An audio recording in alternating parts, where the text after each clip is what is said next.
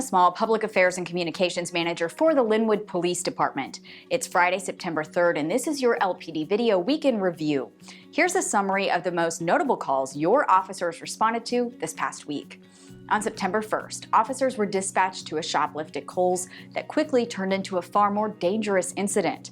After a store loss prevention employee witnessed a woman leave without paying for numerous items, she got into her vehicle and tried to quickly flee the area.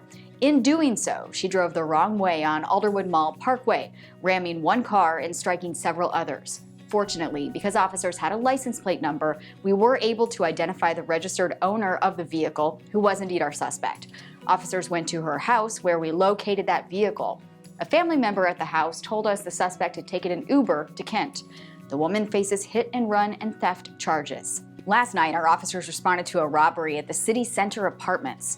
A witness recorded cell phone video of 3 teenage males wearing ski masks crouching behind vehicles in the apartment complex parking lot. We will be releasing that video soon, but right now I can summarize what you're going to see.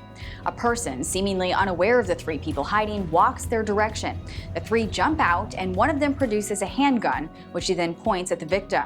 You'll see the victim drop something and back away from the suspects. They in turn run, with the gun-wielding suspect getting into the front passenger seat of a white BMW sedan. The witness told officers the 2 on foot, as well as the sedan, all went westbound on Alderwood Mall Boulevard.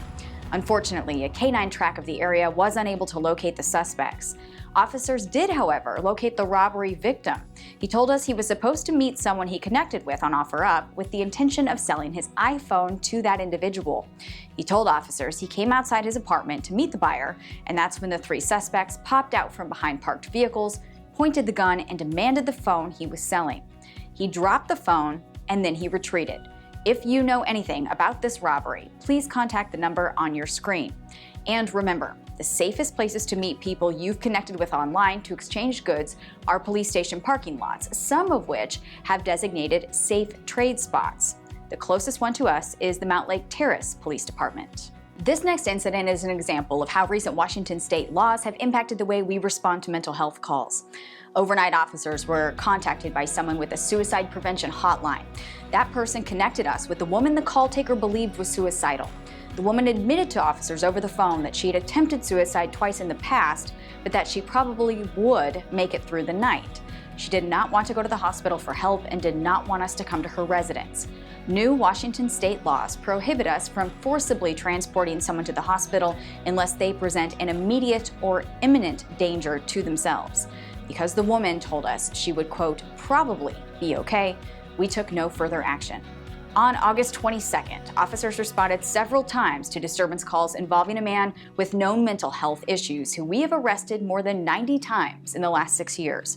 He was recently released from jail for assaulting one of our officers and committing a residential burglary. On the first contact of the night, the man was reminded he was trespassed from the Arco AM/PM on 196th Street Southwest.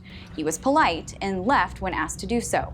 On the second contact, the man was shirtless, screaming, and violent in the parking lot across the street from the gas station.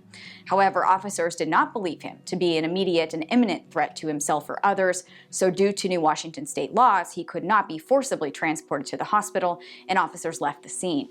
The third time we contacted him was again at the gas station a short time later, and this time he'd thrown a 4-foot stick at the clerk, causing a laceration on the man's face.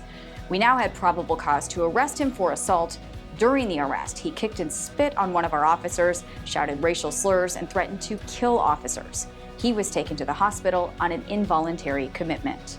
And finally, our detectives are investigating a shootout at the Hilton Garden Inn that occurred on August 22nd. You're looking at video of the actual incident. From about 5 feet away, the suspect shot approximately 13 rounds at someone in a dark-colored sedan. The vehicle then fled the scene. Detectives believe they have the shooter identified, and we will update you when an arrest has been made. That's all for now. See you next time.